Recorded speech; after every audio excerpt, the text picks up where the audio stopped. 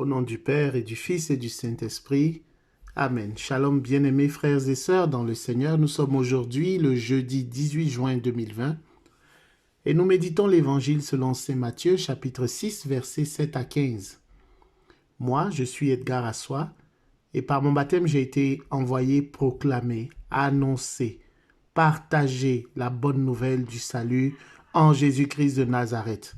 À vous, grâce et paix de la part de Dieu notre Père et de notre Seigneur Jésus-Christ de Nazareth. Quand vous priez, ne rabâchez pas comme les païens. Ils s'imaginent que c'est à force de paroles qu'ils se feront exaucer. Ne leur ressemblez donc pas, car votre Père sait ce dont vous avez besoin avant que vous le lui demandiez. Vous donc, priez ainsi. Et Jésus, dans les versets qui suivront, enseignera la prière du Notre Père. Luc, en son chapitre 11, verset 1, nous donne un détail important, à savoir que c'est un des disciples qui demande à Jésus, « Seigneur, apprends-nous à prier », comme Jean l'a appris à ses disciples. Alors, il faut comprendre ainsi que la prière n'est pas innée. La prière n'est pas automatique, elle n'est pas systématique. C'est une école. Il faut se mettre à l'école de Jésus. Il faut apprendre à prier. Et la prière faisait partie de la vie des disciples. Le disciple dans l'évangile de Saint Luc dit « Apprends-nous à prier comme Jean l'a appris à ses disciples. » Alors, c'était chose commune.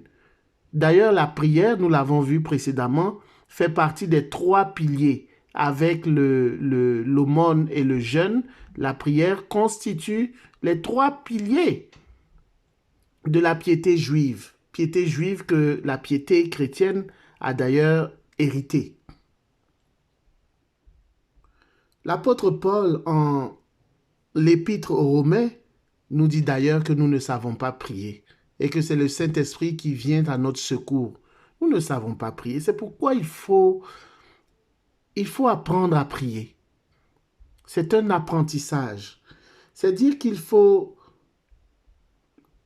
non seulement l'apprendre, mais apprendre à travers la prière à exprimer dans une confiance d'enfant vis-à-vis de son Père ce que nous ressentons, ce que nous avons sur notre cœur. C'est un dialogue avec notre Père. Oh, que c'est beau, nous avons le même Père. Jésus nous rend fils adoptifs. Par notre foi en Jésus-Christ, nous devenons les fils adoptifs. Nous avons le même Père que le Rédempteur, le Christ, le ressuscité. Il dit notre Père. Notre Père.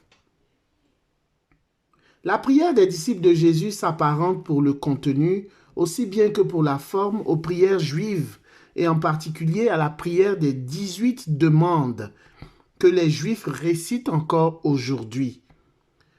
Elle s'en distingue tout d'abord par sa grande simplicité et par la liberté avec laquelle Dieu y est invoqué.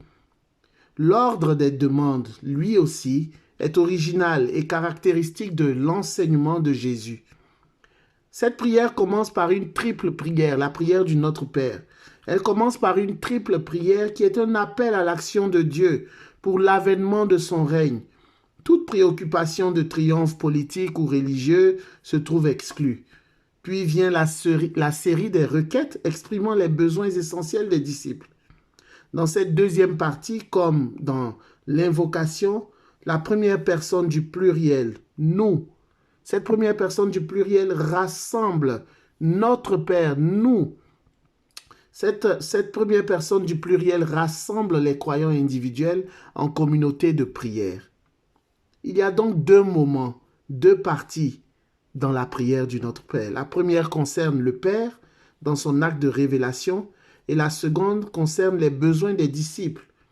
Ces besoins que sont la demande du pain quotidien, la demande sur le pardon et la demande qui est un appel au Père à s'interposer entre moi et ce qui me pousse à la tentation. Prions. Jésus a prié, Jésus nous a montré l'exemple. Il nous appartient, nous aussi, d'intégrer la prière quotidiennement dans notre vie. Saint Alphonse Marie de Liguori nous dit, si vous voulez charmer le cœur aimant de votre Dieu, appliquez-vous à lui parler le plus souvent possible et en quelque sorte continuellement avec la plus entière et la plus confiante liberté.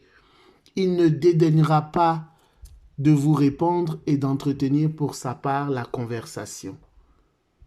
Charmons le cœur de Dieu en nous adressant à lui. Il est notre Père et c'est un Père aimant.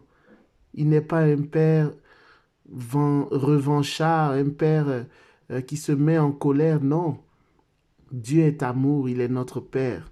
Et nous n'avons pas besoin de rabâcher de façon continuelle, interminable, de longues prières pour lui mettre la pression ou pour l'impressionner. Non.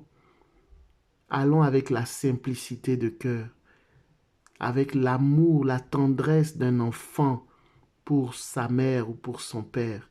Adressons-nous à Dieu comme nous nous adressions à notre Père, à notre Mère qui nous aime de tout son cœur. Que la paix du Seigneur soit avec vous, au nom du Père et du Fils et du Saint-Esprit. Amen.